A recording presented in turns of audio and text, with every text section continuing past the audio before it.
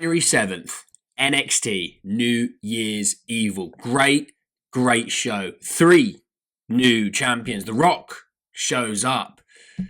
What a bonkers old show. WWE at the moment are on fire. New changes, obviously, with obviously Netflix and all those things going involved. But this was a great show. And we started this show off with a title change. Roxanne Perez losing to Julia. And this was the move. This was the right move. You know, Julia coming in as a very well heralded wrestler, you know, quite a massive name. Maybe not towards the WWE side of things, but a massive name maybe outside of the WWE side of things. And I thought she'd win the title basically as soon as she walked in the front door. They waited half an hour, then gave it to her. No issues with this. Obviously, Perez is still, you know, I think Perez is probably on the way to the main roster. There's not much else for her to do down in NXT. So it wouldn't surprise me if that's a Rumble appearance and, you know, you can set a feud up from the Rumble. But great move, in my opinion, by old Chef Michaels to move the title into Julia in what I found was quite a good match. You know, it didn't make Perez look weak at all as well. And that's the key thing when you do a title change. Do you look weak losing the title? And I don't think we did. Then you had a Javon Evans promo calling out Ethan Page. Yeah. Second match was Cora Jade versus Stephanie Vaquer versus Kalani Jordan versus Lola Vice in a fatal 4-way match. Winner becomes the number 1 contender for the NXT Women's North American Championship, which, thankfully, again, Stephanie Vaquer won. And it's one of those that they brought in so many fantastic women's wrestlers into NXT. You know, obviously Zarya as well. You can add into that as a 3-woman sort of trio where they're bringing them in at the same time. You obviously can't have them all win all the titles straight away. This is one where Stephanie Vaquer, I think, has to be the one that defeats Julia, by the way. That you can see they had a bit of chemistry, they had a bit of tension. You know, that's the next logical challenger to take Julia's title. I think Julia's going to hold on to it for a little while. Stephanie has to be the one to take it off of her. This was the right move as well. When you think of Kalani Jordan, you know, you think of Lola Vice, you think of Cora Jade. Stephanie Vaquer is better than all of them. And this was, for me, the right move. Again, 2 out of 2 from old Chef Michaels. I'm liking that a lot, okay? More vignettes and things like that. Then your third match of the night was the Fatal Influence versus Gigi Dolan, Shotzi, and Tatum Paxley, which the latter all won.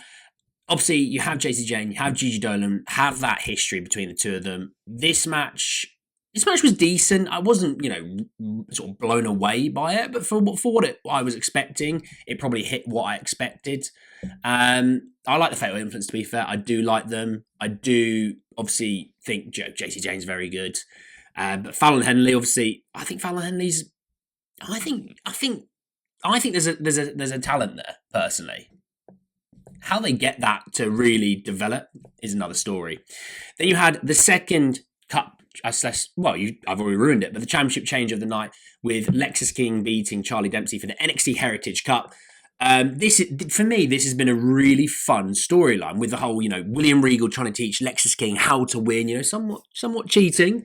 You know what Regal's like. But I was really happy with the title change. I quite like Lexis King's character arc. I really, really do. It's one of my favourite things actually down in NXT, You know, I don't want to cheat. I want to do things the right way. And how do I get to do that the right way? Asking for guidance, asking for, you know, ideas and how to do things properly. And I really like the character arc. And this, again, for me, the right change of championship, you know, the nice way to go about it.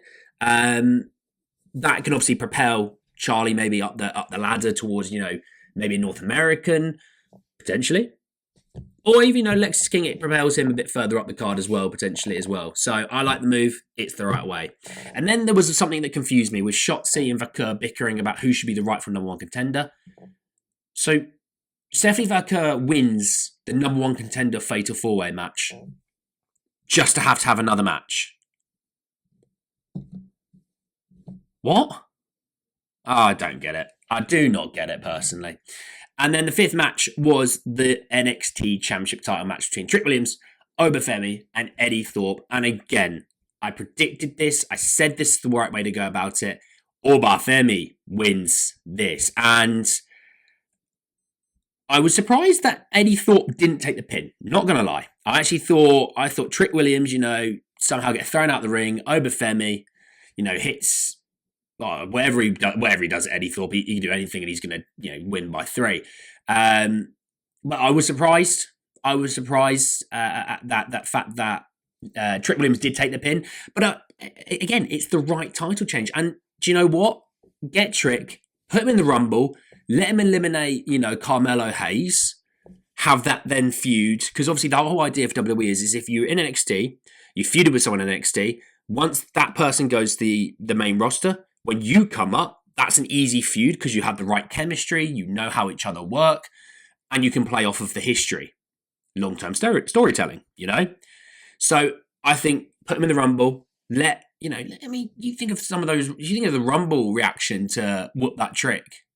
That's viral sensation written all over it, and let him eliminate Carmelo and let the pop just go crazy. And do you know what? He's not going to win the Rumble, but have him have a good showing. There you go. You've already made a mid-card star already in WWE. Just saying. And then they rounded up with The Rock's promo. Obviously, everyone knew The Rock was coming, by the way. Obviously, he talked on Raw that he was going to be going to NXT for Tuesday NXT. And I enjoyed the promo. And what I loved was that he mentioned the Cody Crybabies. I love that. Obviously, because everyone was like, because even myself, I was like, he's pandering to Cody here. He's bigging up Cody. You put the company on your back, X, Y, and Z.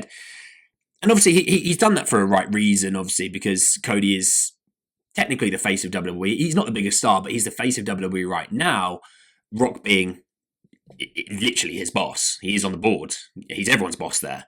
Now, with that being said, he actually took the piss out of us by saying, "Oh, look at me. Oh, Cody Crybaby, why are you being nice to Cody? Why are you being nice to..." And he said, "Hey, I'm the final boss. I'm 20 steps ahead. So the best thing to do is know your role, shut your mouth, and enjoy the ride the Rock is taking you on." I loved it. Because I said, look, as much as I didn't think he should have gone the way he did with Cody, I also said, well, give Triple H the benefit of the doubt, give The Rock the benefit of the doubt. Long-term storytelling is everything. And just because something doesn't make sense right now doesn't mean it doesn't make sense in a couple of months. We've seen it in the Bloodline storyline. We've seen it in the Finn Balor stuff, the Gunther stuff, the Damian Priest stuff, Sheamus, Braun Breaker, all sorts. We've seen it everywhere. So this one will make sense. And I like the fact that he was like, I hear what you're all saying, but you're all idiots. Yeah, I'm an idiot included. So I really like this show. NXT for me is one of the best shows at the moment because there's so many different weird storylines, and some of them are just weird. But they're weird in a fun way, not weird in like a, what? This is boring and this doesn't make sense. I quite enjoyed this show. I think NXT are on a better roll. With 3 new champions as well, really gets things freshened up. Obviously, Obafemi's a monster, and I see him being champ for a while, if I'm honest. Who defeats him? I mean, Tony D'Angelo beat him for the North American Championship. Maybe Tony holds on to North American for a while, loses that, goes to the main championship. Maybe he defeats Obafemi. Because then you send Obafemi to the main roster. Tony D'Angelo's maybe a champ for a little while, loses that. You could even send Tony to the main roster, which I think Tony would work on the main roster really, really well. Obviously, Obafemi is a star in the making, but on Tony, I really, really like it. So for me, really good show. Obviously, that was the 7th of January show. Obviously, it's the 8th when I recall this. I'm in England. That show was more like what you would expect as a more regular watcher of WWE. Raw was obviously more about a celebration.